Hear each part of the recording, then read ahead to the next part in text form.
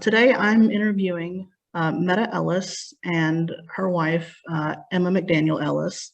And Meta Ellis is the daughter of Robert and Jean, is it Greats? Gretz.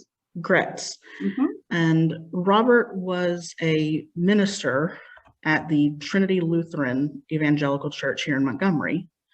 I understand your family moved to Montgomery in 1955 for your father to minister at this church. That's right. We came, I think I was about 3 years old then, and our family migrated here in 1955. And the church was largely a Black congregation, correct? Except for us. And then about 6 months after your family moved was when the Montgomery Bus Boycott started, which your parents were very big supporters of. Absolutely. So what were some of the, go ahead. I was just going to say we lived in the same neighborhood with Rosa Parks. She actually was a friend of ours that came to the church quite often to do her, she worked with the NAACP and she was their youth advisor. So they had the youth groups for the NAACP at the church. And that's where we first met her, and she was one of our neighbors. Okay, that's very cool. Mm-hmm. So what were some of the ways that your parents supported the boycott? Well, they were very hands-on. First of all, as soon as they were making plans for the bus boycott, my dad announced at church that the church itself would be supporting the boycott and wanted all the members to be, to participate in that, and announced right there that anybody needing rides to work, just let them know, they would provide them. He personally drove people all day long to where they needed to go. And behind the church was a huge parking lot that has been photographed quite a few places because a lot of the vehicles that were used for carting people around town were parked back there. And in fact, I think that picture was used in Life magazine and quite a few other places with all the drivers. And many of the cars were donated by organizations all over the country that heard about the boycott and wanted to do something to support it. Okay, and it wasn't just your dad that was supporting. Your mom was also a very absolutely active supporter. They worked together in everything they did in that way. Like a very united front. Very united front, always, yes. Okay. Were there any other major things that you remember from growing up during this time period, growing up here in Montgomery? Yeah, this was probably the most memorable time of my childhood was our time we spent in Montgomery. The bus boycott was a really powerful event that was prominent in everybody's lives because it required a lot of organizing. So people were constantly having meetings and events, mostly at the churches, that were attended by thousands of people. This was something that the whole community participated in, and everybody did something to assist what was going on, whether it was passing out pamphlets or organizing, getting people to jobs, and everybody that was working were walking places, or there was nobody riding the buses. So it was a very successful effort. There was a lot of organizing going on at people's homes, at the churches, meetings at ASU, you name it. There was a lot of background going on to keep things moving forward.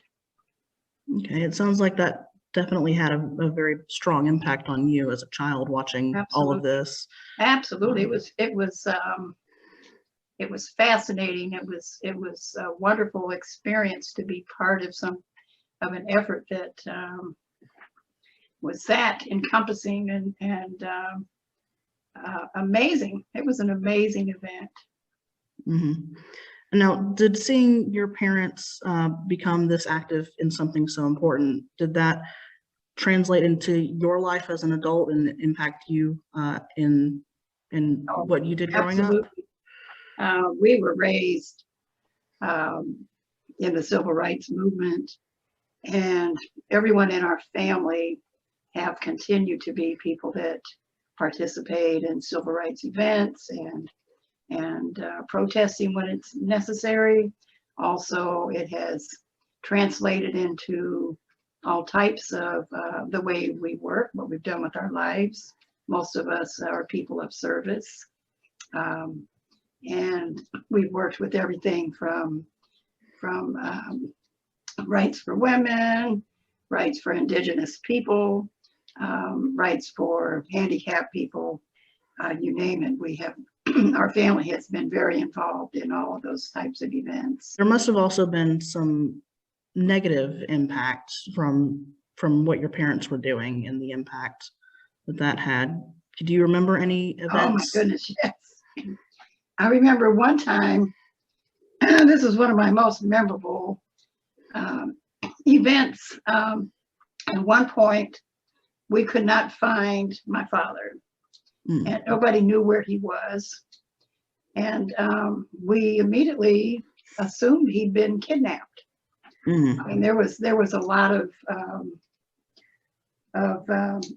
bad feelings towards us, being people coming from another place here and stirring up trouble. And a lot of the white people here in Montgomery did not appreciate us working with the Black communities, and that upset a lot of folks, especially the Ku Klux Klan. So we were continually being harassed by those people. They would drive by, checking up on us with the guns hanging out their side windows. We had lots of calls on the phone with threatening messages, mail that came that was threatening, sugar put in the tanks, tires slashed, just harassing, menacing types of things. And then the house was bombed twice. Oh, wow. So we had a lot of things that were happening to us, but on the other hand, we were surrounded by the community that we were part of. And that was a very loving and strengthening community that watched out for each other. We all watched each other's backs. And anybody that was in trouble, immediately the community was surrounding them and helping them out. Right. So that's what we grew up with. And even with all the harassing that was going on, we felt very strong in our commitment, and also, you know, the togetherness that we felt with the people we worked with. Right. So I imagine as a 3 or 4-year-old child, it must have been scary at times, but it sounds like the community coming together really helped your family when they needed it most. It was tremendous, and we still are friends with a lot of the people that we worked with in those days and consider them family. There's families that we have been close with for over 65 years that are still, part of our family. Right. So we talked a little bit about you're still very active, your family is still very active in social justice and political activism. And your parents' house is this coming Sunday, is it the 15th? I think it was the 16th. 16th. The 16th of May is there's a historical marker, you said, being put up at their house. Yes. So I imagine that's something you're very proud of. I'm really proud of them and the work they've done in their life, and it's heartwarming to see them getting an honor like this. And they both, Dad passed away last September and Mom in December, so they have just recently passed. We're still in Right. mourning about that, but very, very proud of them. Right.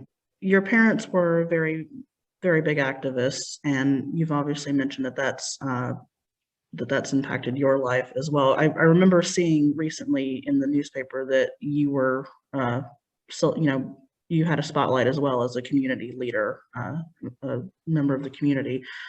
So it very much sounds like that you're continuing your parents' legacy and remembering everything that they taught you.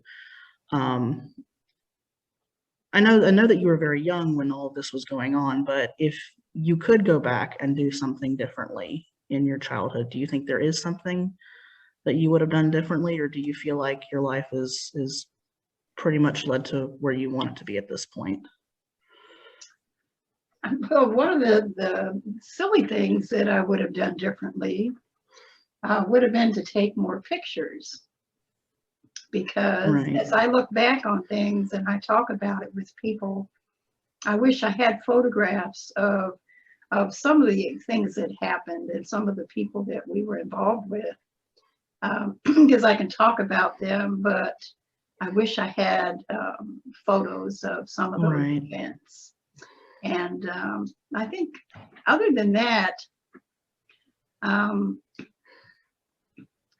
I think the main thing that I would tell my young self would be to just be okay with yourself the way you are, and to embrace that and not worry at all about what other people think of you.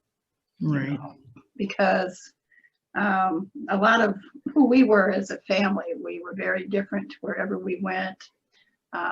We were treated almost like we were ambassadors or something like that, because we kind of played a role of being a bridge between races and between different types of communities.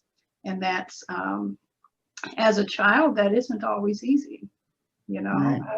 I was very uncomfortable going into places that were all white, because that wasn't an experience that I knew much about. And we were treated,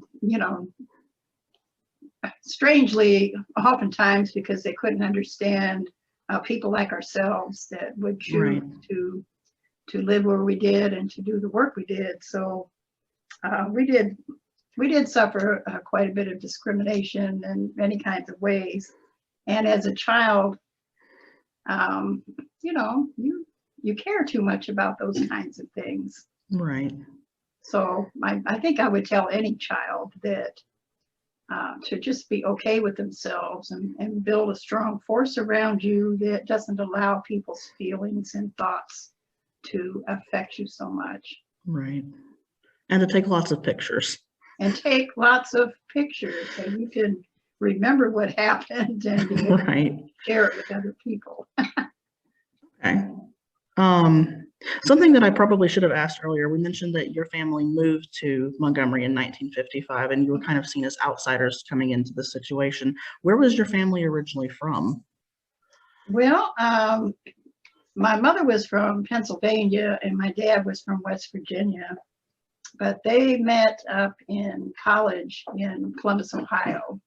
Okay. And from there, they were sent to Los Angeles to serve a church there for a couple of years, where my dad was getting his training. Okay. And so that also was at a Black church in the area that's now Watts. And that's where I was born. And immediately after serving that church is when we came to Montgomery. He received a call to go to Trinity.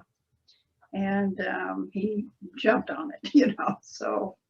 And then in the newspaper about the marker at your parents' house, it mentioned that you moved away from Montgomery in, I think, 1958. Yes. And then moved back fairly recently.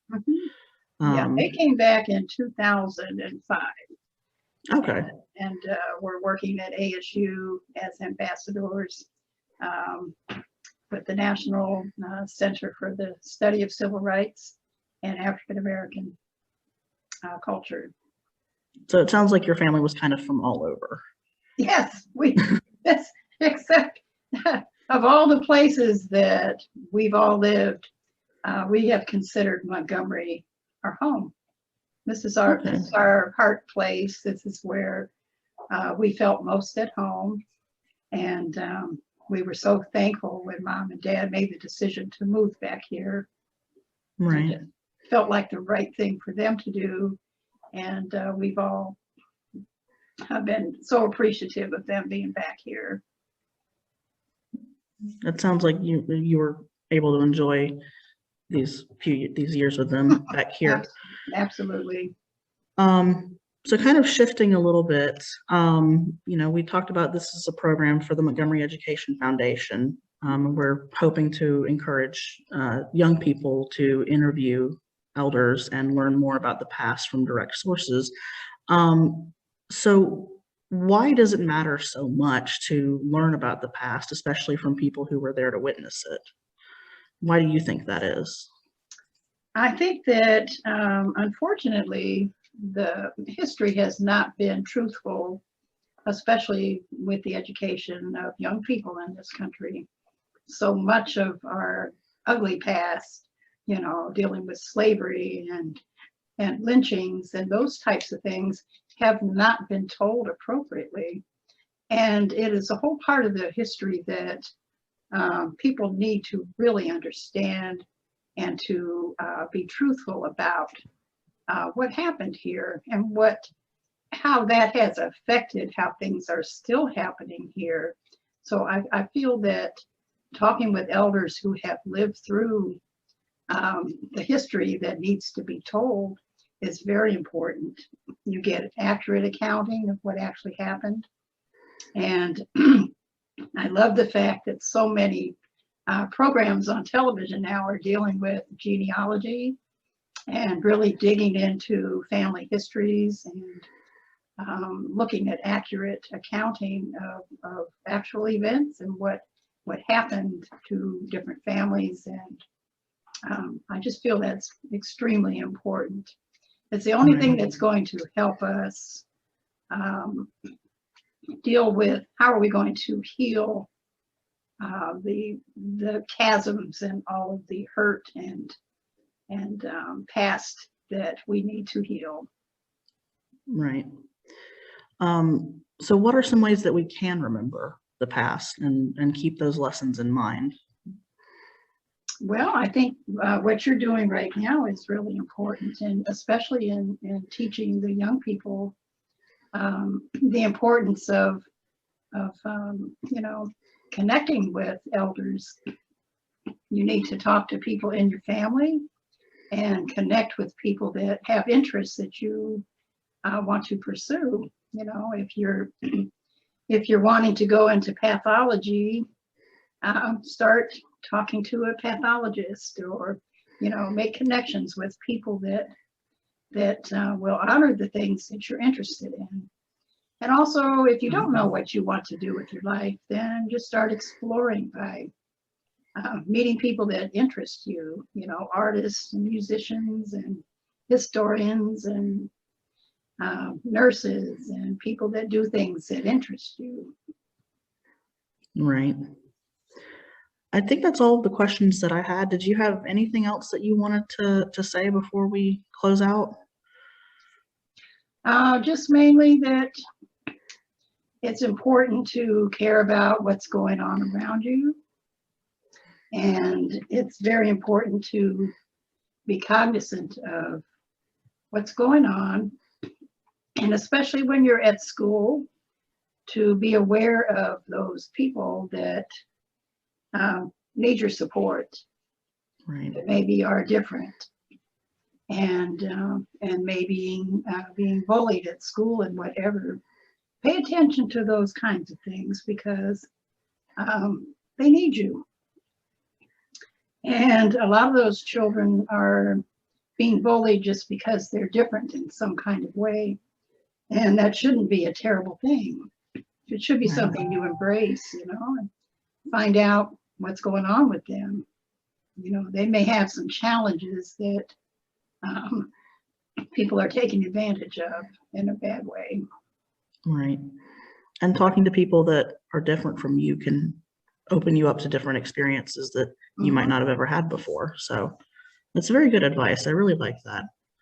Well, I wanted to thank you both so much for taking the time to talk to me today and to let me hear your story and hear about your parents. And I really hope that the marker ceremony this weekend goes really well.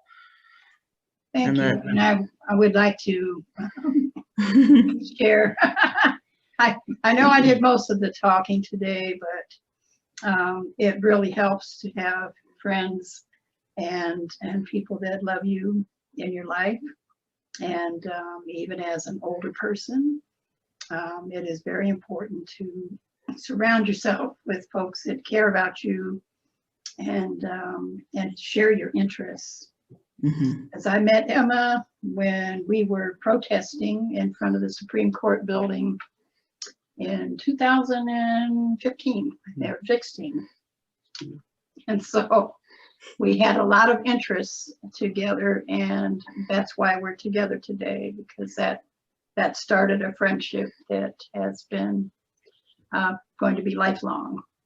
And now you're both working together with Montgomery Pride United and the Bayard Rustin Community Center downtown. Absolutely. It's still helping marginalized communities to this day. Absolutely. Well, thank you both so much. I really appreciate it and really enjoyed this conversation. Well, thank you for having So, that. We all right. appreciate what you're doing. And I hope that you have a wonderful rest of the day. Okay, thank you so much. Thank you.